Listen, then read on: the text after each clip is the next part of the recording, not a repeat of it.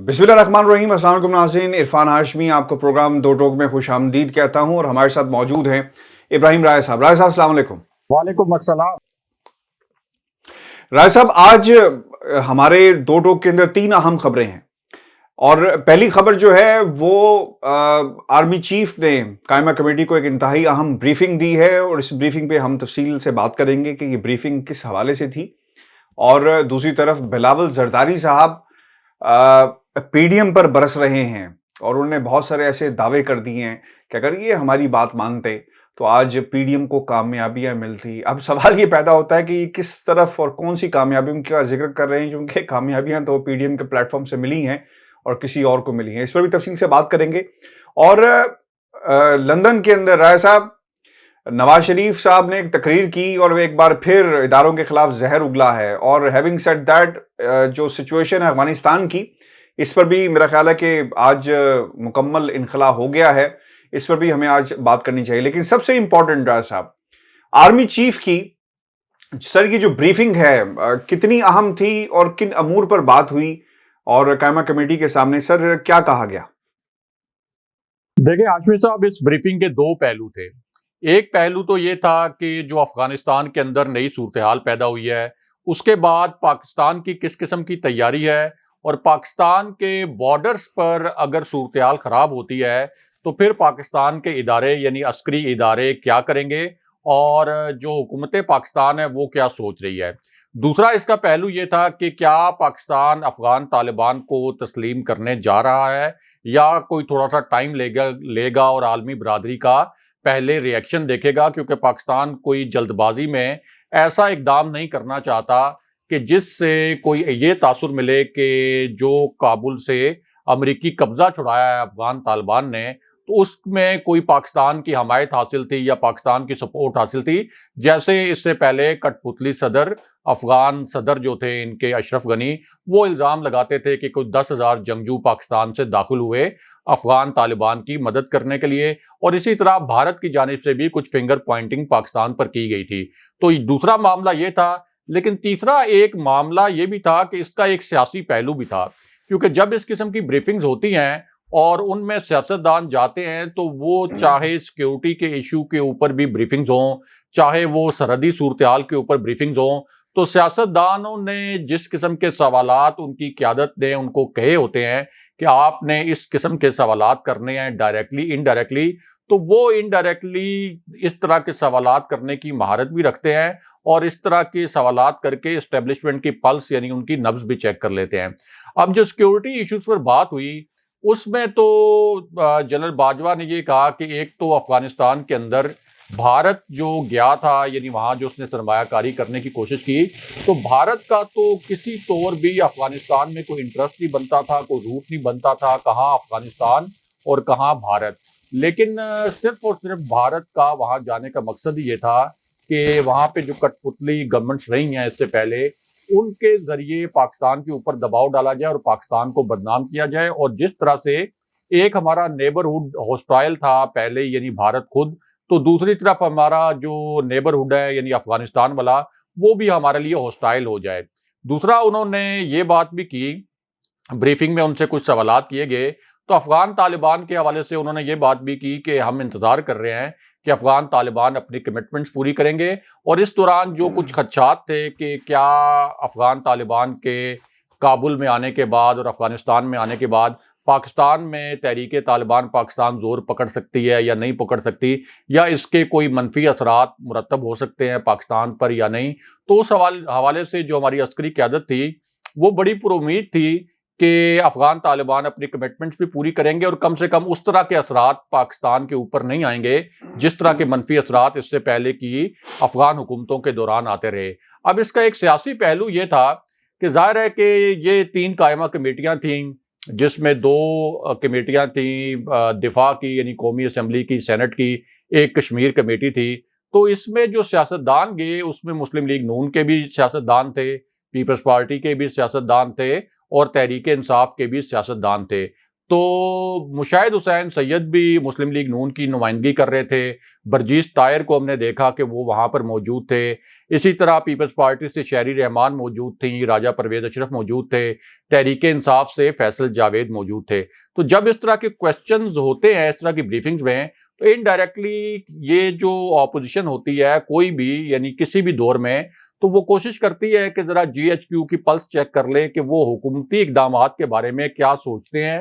اور کیا ان کے خیال میں حکومت ٹھیک طرح سے نظام حکومت چلا رہی ہے یا نہیں چلا رہی. تو اب وہاں پر جو کویسچن آنسر سیشن ہوا ہے ایک تو سیکیورٹی معاملات پر اور پھر تھوڑا سا انڈائریکٹلی بالکل کوئی ڈائریکٹلی کویسچن اس طرح نہیں ہوا لیکن انڈائریکٹلی جو کویسچنز ہوئے ہیں ان سے تو ان کے جو جوابات آئے ہیں تو ہمارے ذرائع کے مطابق جو لوگ وہاں پہ شریک تھے ان کے جوابات سے تو یہ لگا ہے کہ عسکری قیادت کی جانب سے یہی میسج دیا گیا ہے کہ وہ چاہتے ہیں کہ ملک کے اندر ایک سیاسی استحکام ہو، پالیسیز کا تسلسل ہو. اس وقت کسی قسم کا کوئی جواز نہیں ہے کہ اس حکومت کے خلاف کوئی ایڈونچر کیا جائے. یعنی جو شہباز شریف کی خواہش ہے کہ فوج کو جس طرح سے انہوں نے قومی حکومت کا ایک نعرہ لگا کر ان کی پلس چیک کرنے کی کوشش کی تھی، یا میاں نواز شریف کی یہ خواہش ہے کہ فوج کوئی عمران خان صاحب کی حکومت کے خلاف کوئی اقدام کرے. تو یہاں سے جو نبض آئی ہے، جو پلس آئی ہے جی ایچ کیو سے، وہ یہ آئی ہے کہ پیغام یہ دیا گیا ہے کہ فوج ایک منتخب ایک ادارے کے طور پر ایک منتخب حکومت کے ساتھ کھڑی ہے اور چاہتی ہے کہ پاکستان کے اندر سیاسی استحکام رہے اور پالیسیوں کا تسلسل رہے. تو اس سے تو یہ ثابت ہو گیا کہ جو کوششیں کی جا رہی ہیں اپوزیشن کی جانب سے کہ کسی طریقے سے اسٹیبلشمنٹ کو استعمال کیا جائے حکومت کے خلاف، وہ کوششیں جو ہیں ان کے اوپر ایک واضح فیصلہ آ گیا ہے کہ اس وقت کسی بھی قسم کا سیاسی عدم استحکام اسٹیبلشمنٹ ملک کے اندر نہیں چاہتی. راج صاحب یہ تو خیر بریفنگ ہو گئی اور لندن کے اندر نواز شریف صاحب نے تقریر کی، پی ڈی ایم کے جلسے سے خطاب کیا. اچھا میں تو خیر لوگ یہ کہتے ہیں کہ جناب یہ بڑی غلطی ہوئی ہے نواز شریف کو باہر بھیج کر. مجھے تو سر ایسا لگتا ہے کہ نواز شریف صاحب کے جتنے چہرے پر ماسکس تھے وہ اتر گئے ہیں اور وہ پاکستان کی پہلے تو یہ ہوتا تھا رائے صاحب کہ کسی ایک شخص کے بارے میں یا کسی ایک عہدے کے بارے میں وہ تنقید کرتے تھے. ہارلے اسٹریٹ کلیننگ پہ بھی کھڑے ہو کر انہوں نے ادارے کو نہیں بلکہ کسی ایک شخص کو جو ہے وہ حرف تنقید بنایا. لیکن کل کی جو تقریر ہے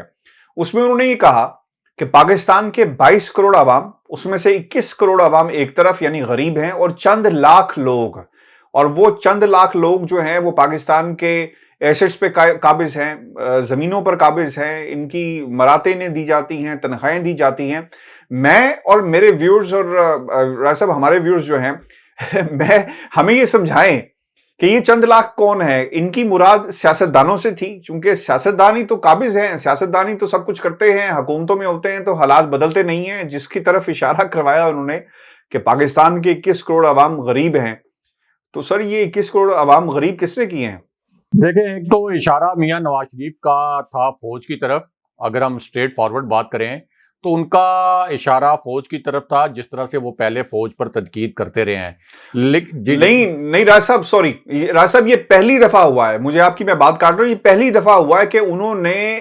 فوج پورے انسٹیٹیوشن پہ تنقید کر دی ہے کہ چند لاکھ لوگ 21 کروڑ ایک طرف کر دی اور فوج کو ایک طرف کر دیا. جی ہاں، لیکن اس سے پہلے بھی جب وہ فوجی قیادت پر تنقید کر رہے تھے تو اسے بھی جو ہماری فوج ہے وہ اسے ایک ادارے کے اوپر ہی تنقید کے طور پر لے رہی تھی. یہ نہیں ہو سکتا کہ آپ کہیں کہ میں تو یہ 4 5 6 جنرلز کے اوپر تنقید کر رہا ہوں اور آپ کی وہ سٹنگ قیادت ہو اور آپ یہ کہیں کہ باقی جو ادارہ ہے وہ ہمارا ہے، لیکن یہ جو 6 جنرلز 7 جنرلز ان کو لیڈ کر رہے ہیں وہ ہمارے نہیں ہیں. تو پاک فوج جس قسم کا ڈسپلنڈ ادارہ ہے تو وہ پورے ادارے نے اس کو اسی طرح لیا ہے کہ میاں نواز شریف نے ہم پر الزامات لگائے ہیں اور ہم پر تنقید کی ہے. اب جو میاں نواز شریف نے ایک نیا نیریٹو بنایا ہے، پہلے تو ان کا ایک بیانیہ یہ تھا کہ کیوں نکالا. اب یہ جو تقریر ہم نے سنی ہے اس کا یہ بیانیہ تھا کہ میں خاموش کیوں رہوں. یعنی وہ ایک فقرہ بولتے تھے، اس کے بعد کہتے تھے میں خاموش کیوں رہوں. کوئی میرا خیال ہے کہ 10-12 مرتبہ انہوں نے جس طرح سے وہ کیوں نکالا والا ایک بار بار لفظ دہراتے تھے اپنی تقریروں میں، تو اب انہوں نے یہ الفاظ اپنے دہرائے. لیکن ان سے جو پاکستانی عوام ہیں اور جو باشعور لوگ ہیں وہ یہ پوچھتے ہیں کہ اگر آپ کا یہ الزام درست ہے کہ جنرل باجوہ نے دھاندلی کروائی تھی 2018 کے الیکشن میں، جس کے متعلق آپ بار بار کہتے ہیں کہ آرمی چیف نے دھاندلی کروائی تھی اور D G I S I general Faiz Hamid نے کرائی تھی، تو پھر آپ یہ بتائیں کہ اسی جنرل باجوہ کو، انہی جنرل باجوہ کو جب ان کی ایکسٹینشن کا معاملہ آیا تو آپ نے ایکسٹینشن آپ نے ان کی حمایت کیوں کی؟ یعنی اس وقت جب حکومت کے لیے بھی ایک مشکل پیدا ہو گئی تھی تحریک انصاف کے لیے کہ سپریم کورٹ کا ایک آرڈر آ گیا تھا کہ 6 مہینے کی ایکسٹینشن تو ہم دے رہے ہیں جنرل باجوہ کو، الاؤ کر رہے ہیں، لیکن قانون سازی ہوگی پارلیمنٹ کے اندر. تو اس وقت مسلم لیگ نون نے اس قانون سازی کو روکنے کے بجائے خود میاں نواز شریف نے ڈائریکٹ ہدایت کی. اس وقت آپ کیوں خاموش تھے؟ اس کے بعد آپ نے محمد زبیر کو جب بھیجا تھا جنرل فیض کے پاس، جنرل باجوہ کے پاس، اس وقت آپ کیوں خاموش تھے؟ کیا ڈیل لینے کے لیے آپ نے بھیجا تھا؟ پھر جب آپ کی ڈیل ہو رہی تھی باہر جانے کے لیے، اس سے پہلے مریم نواز 3 مہینے کیوں خاموش تھیں؟ یہ جو آپ سوال پوچھ رہے ہیں نا، میں کیوں خاموش رہوں، تو یہ سوال ہم اس پلیٹ فارم سے پاکستانی عوام کا، ہمارے ویورز کا، وہ یہ ہے کہ اس وقت آپ کیوں خاموش رہے؟ پھر جب سپریم کورٹ میں آپ کی ضمانت کی درخواست لگی ہوئی تھی تو 4 مہینے تک مریم نواز کیوں خاموش رہیں؟ پھر اگر آپ جنرل باجوہ پہ تنقید کرتے ہیں اور یہ کہتے ہیں کہ فوجی قیادت نے ریگنگ کرائی تھی، تو پھر شہباز شریف کیا لینے جاتے ہیں بار بار اور کیوں پیغامات دیتے ہیں؟ جیل سے وہ کس طرح سے پاکستان کے یہ جو جنرلز ہیں اور جو طاقتور حلقے ہیں، ان کو کیسے پیغامات دیتے رہے، کیسے اپنے نمائندے ان کے پاس بھجواتے رہے اور ان کے نمائندوں سے ملتے رہے؟ تو کسی ایک سٹانس پہ کھڑے ہو جائیں. اگر آپ سمجھتے ہیں کہ واقعی دھاندلی ہوئی تھی جس کے ثبوت آپ نہیں دے سکے، جس کے لیے ایک پارلیمانی کمیٹی بھی بنائی گئی تھی، تو یہ آپ کم سے کم اگر زبانی کلامی دعویٰ کر رہے ہیں ثبوتوں کے بغیر بھی، تو اس کے اوپر کہیں کھڑے تو ہوں. آپ اس کے اوپر کھڑے بھی نہیں ہوتے. جب آپ کو یہ لگتا ہے کہ اچھا ہماری فلاں جو ایک بیانیہ تھا اس سے بھی رزلٹ نہیں آئے، اب ہم کوئی اور بیانیہ اپنا لیتے ہیں. یعنی کبھی مفاہمتی بیانیہ سے رزلٹ نہیں آیا تو مزاحمتی اپنا لیتے ہیں، مزاحمتی سے رزلٹ نہیں آیا تو مفاہمتی اپنا لیتے ہیں. اور ان کے متعلق جو پیپلز پارٹی ہے ہاشمی صاحب، تو خورشید شاہ نے ایک مرتبہ بڑی زبردست بات کی تھی، اور خورشید شاہ کے اپنے اوپر بھی کرپشن کے الزامات ہیں، لیکن ظاہر ہے کہ وہ ایک اچھے مقرر ہیں. انہوں نے اسمبلی میں بھی کبھی کبھار بڑی اچھی تقریریں کی ہیں، تقریروں کی حد تک. ان کے اوپر ویسے کرپشن کے ایسے الزامات ہیں کہ جو مطلب ناقابل یقین ہے. لیکن انہوں نے ایک دفعہ یہ کہا تھا کہ یہ نون لیگ ایک ایسی جماعت ہے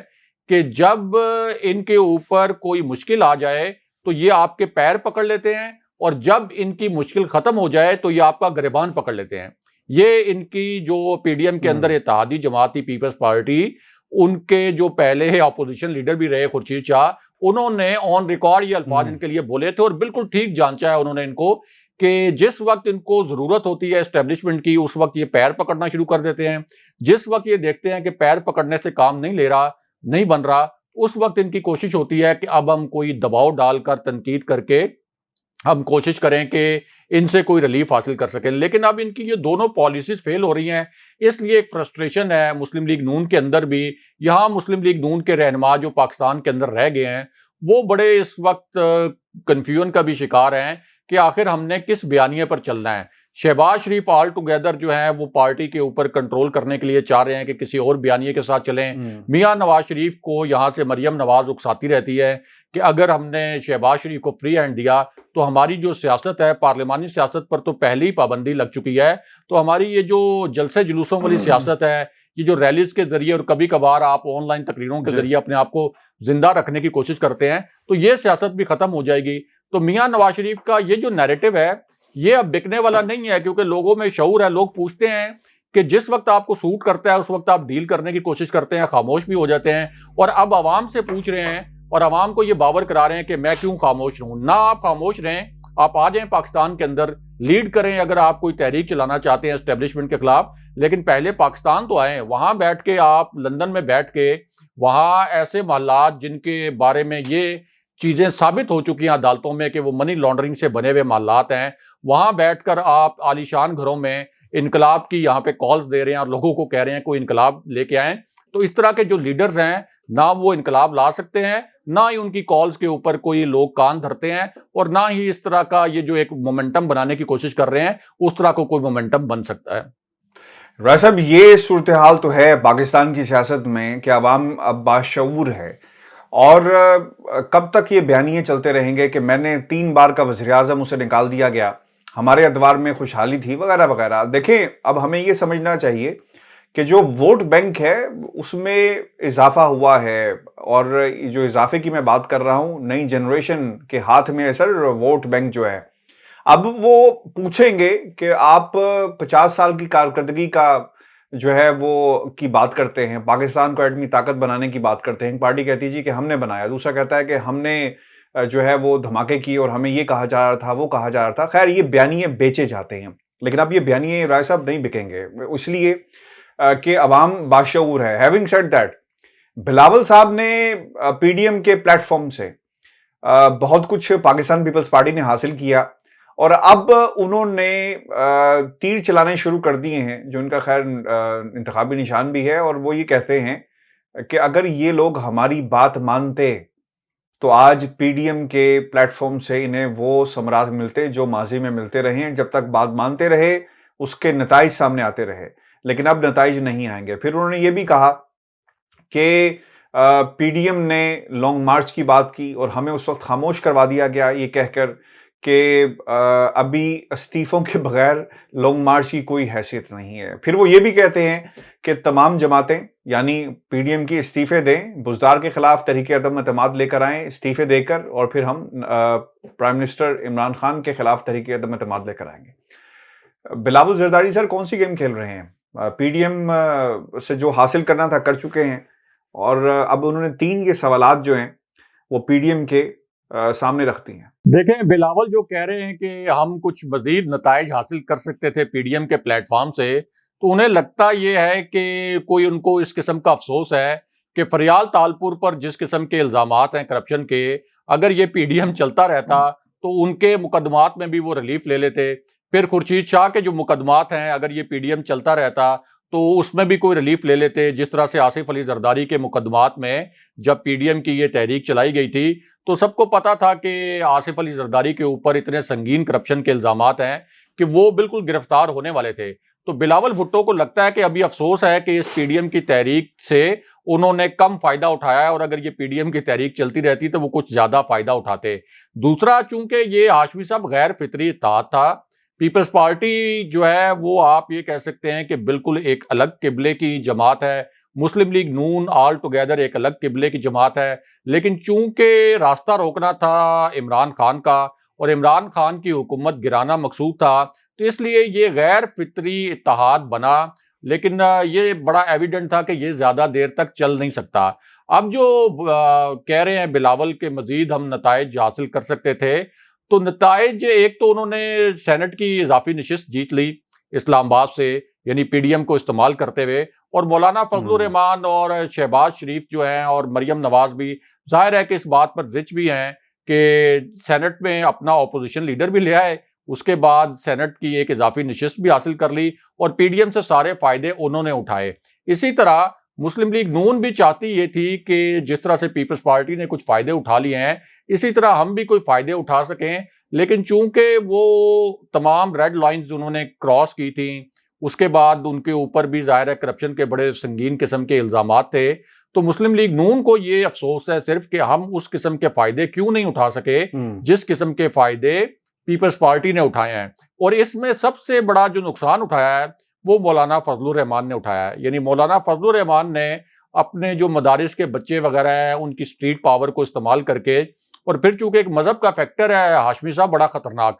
کیونکہ یہ جب مذہب کے فیکٹر کو سیاسی مقاصد کے لیے استعمال کرتے ہیں تو یہ ایک بڑا خطرناک معاملہ ہو جاتا ہے۔ اگر حکومت ان مدارس کے بچوں کے خلاف کوئی کارروائی کرتی، آج بھی اگر مولانا فضل الرحمان کے خلاف کوئی کارروائی کریں، حتیٰ کہ نیب نے جب نوٹس دیا تھا مولانا فضل الرحمان کو تو نیب کو پیچھے ہٹنا پڑا،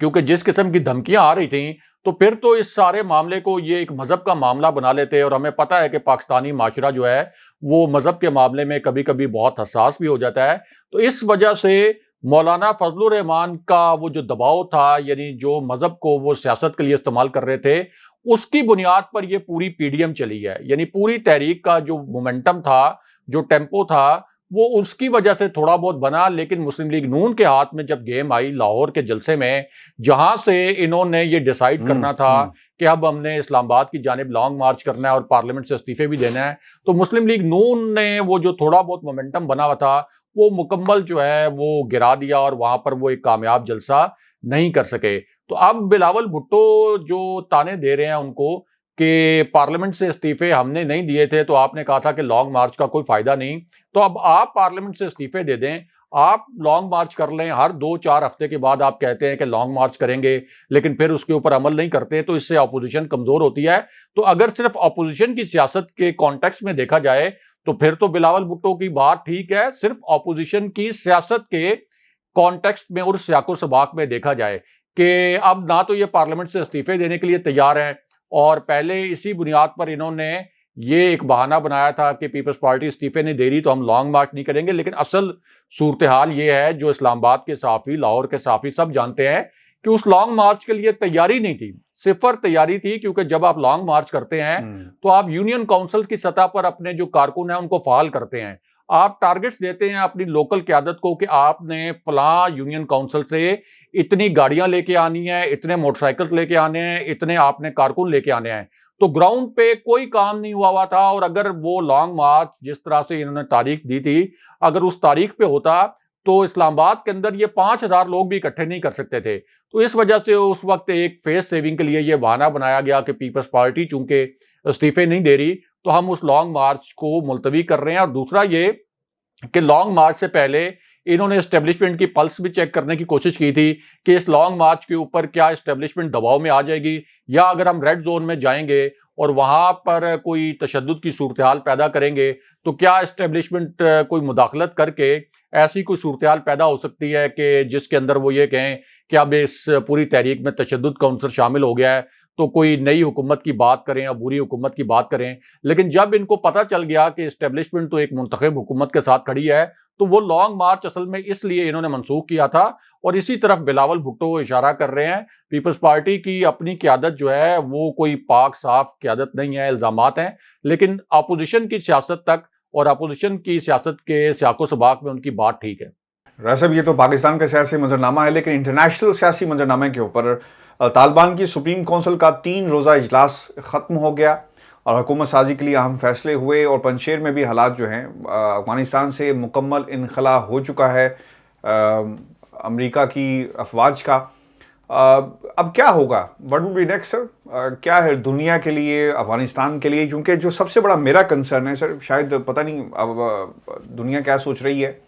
جو مجھے لگتا ہے وہ ممالک جہاں پر ترقی ہے، گورنمنٹس موجود ہیں، ڈیموکریسیز موجود ہیں، یا کسی بھی قسم کا سیٹ اپ موجود ہے، تو سب سے بڑا مسئلہ رائے صاحب جو ان ممالک کو آتا ہے نا وہ اکانومی کو کیسے چلانا ہے۔ لیکن افغانستان تو سر اکانومی نام کی کیا چیز ہوگی جسے ہم اکانومی کہیں گے، اور وہ اکانومی اور معیشت کا پہیہ جو چل سکے گا کہاں سے؟ وہ جو ڈالر امریکہ میں پڑے ہوئے تھے وہ بھی انہوں نے دبا لیے، جو امداد آنی تھی اب وہ بھی نہیں آئے گی۔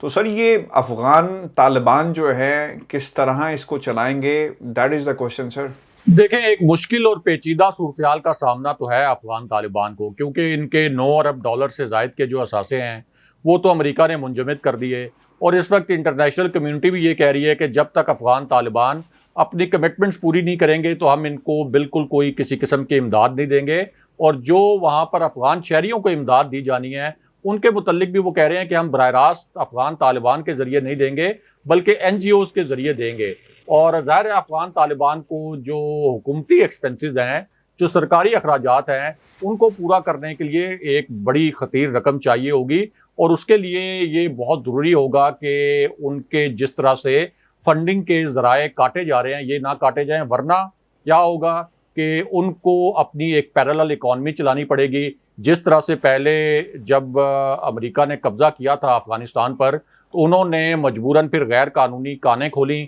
وہاں سے انہوں نے ملینز آف ڈالرز کمائے، پھر انہوں نے جو غیر قانونی طریقے سے ترسیلات زر خلیجی ممالک سے آتے رہے، پھر جو ان کے ہمدرد تھے وہاں سے غیر قانونی طریقے سے ترسیلات زر ان تک پہنچتے رہے، پھر انہوں نے وہاں کے جو تاجر تھے ان کے اوپر ٹیکسز لگائے، کیونکہ ظاہر ہے کہ امریکہ نے وہاں پہ قبضہ کیا ہوا تھا، ان کے پاس فنڈز کے کوئی اور ذرائع نہیں تھے، تو انہوں نے اسی طرح سے پھر اپنے فنڈز حاصل کیے، اور یہاں تک کہ انہوں نے منشیات کو بھی سمگل کیا جس وقت ان کی جنگ جاری تھی۔ تو اگر انٹرنیشنل کمیونٹی دوبارہ سے ان کے گرد ایک گھیرا تنگ کرتی ہے، یعنی ان کے اوپر معاشی پابندیاں لگاتی ہے، یا ان کے جو جس طرح 9 ارب ڈالر منجمد کیے گئے ہیں، تو پھر اس کی ذمہ داری ہاشمی صاحب پھر انٹرنیشنل کمیونٹی پر ہوگی اگر افغان طالبان وہی کام شروع کر دیتے ہیں اپنے یہ فنڈز کو مینیج کرنے کے لیے. لیکن ابھی تک تو لگ یہ رہا ہے کہ افغان طالبان تھوڑا صبر سے کام لے رہے ہیں, تھوڑی سی چیزوں کو وہ کوشش کر رہے ہیں کہ انٹرنیشنل کمیونٹی کے ساتھ اپنی کمٹمنٹس پوری کریں, لیکن کتنی دیر وہ صبر کر سکتے ہیں, کتنی دیر انتظار کر سکتے ہیں. الٹیمیٹلی ظاہر ہے ان کو فنڈز چاہیے ہوں گے حکومت چلانے کے لیے, اپنے سرکاری اخراجات چلانے کے لیے. دوسری جانب جو کوئی 85 ارب ڈالر کا اسلحہ ان کے ہاتھ لگا ہے, جس میں بلیک ہاک ہیلی کاپٹرز بھی ہیں, MI-17 ہیلی کاپٹرز بھی ہیں, تو اس کا تخمینہ بتایا گیا ہے کہ یہ 85 ارب ڈالر کے ہیں. لیکن ظاہر ہے کہ اس کے اندر سے کچھ اسلحہ اور کچھ طیارے وغیرہ ایسے ہیں جو کہ امریکہ جاتے ہوئے ناکارہ بنا گیا تھا, ان کے سپیئر پارٹس وغیرہ بھی افغان طالبان کے پاس نہیں ہیں. تو اس اسلحے کو کیا وہ اچھے طریقے سے یوز کر سکتے ہیں, نہیں کر سکتے, یہ آنے والا وقت بتائے گا. لیکن اس میں ایک بہت اہم بات یہ ہے, اور یہ آخری بات کرتے ہیں اس پلیٹ فارم سے آج کے دو ٹوک میں, کہ جو ایک تصویر جاری کی ہے امریکی محکمہ دفاع نے, کہ جس کے اندر انہوں نے بتایا کہ میجر جنرل جو ہیں کابل سے, میجر جنرل کرس آخری فوجی ہیں جو نکل رہے ہیں. اب انہوں نے تو اپنی طرف سے بڑے فخریہ انداز میں یہ تصویر جاری کی باقاعدہ ٹویٹر پر محکمہ دفاع نے, لیکن یہ جو تصویر وائرل ہوئی ہے یہ اصل میں ان کا جو یہ پورا ایک موو تھا یہ بیک فائر کر گیا ہے, کیونکہ یہ عوام کی یادداشتوں میں محفوظ ہو گیا ہے. یعنی کروڑوں لوگوں نے اس کو پہلے 4 گھنٹے میں دیکھا ہے, ایک اندازے کے مطابق 30 کروڑ سے زائد لوگوں نے دیکھا ہے. تو یہ امریکہ کی شکست کی ایک علامت بن گئی ہے کہ ان کا آخری فوجی وہاں سے جا رہا ہے, اور یہ بہت عرصے تک تصویر امریکہ کو, امریکیوں کو ہانٹ کرے گی. اور بالکل ویتنام جنگ میں جیسے انہوں نے اپنے سفارت خانے سے ریسکیو کیا تھا ہیلی کاپٹر کے ذریعے اپنے عملے کو, تو وہ تصویریں آج تک ان کو ہانٹ کرتی ہیں. یہ تصویر اپنی طرف سے انہوں نے فخریہ جاری کی تھی, لیکن یہ ہمیشہ کے لیے امریکی شکست کی ایک علامت بن کر پوری دنیا کے لوگوں کے ذہنوں میں زندہ رہے گی کہ کس طرح سے ہزیمت کا شکار ہو کر امریکہ آخر میں نکلا تھا, اور یہ تصویر ایک تاریخ کا حوالہ بن کر رہ جائے گی. بہت شکریہ ویورز, یہ آج کا دو ٹوک تھا. اپنے کمنٹس ضرور بھیجیے گا اور ہمارے اس چینل کو ضرور سبسکرائب کریں, کمنٹس بھیجیں. اجازت دیجیے, اللہ نے کہا.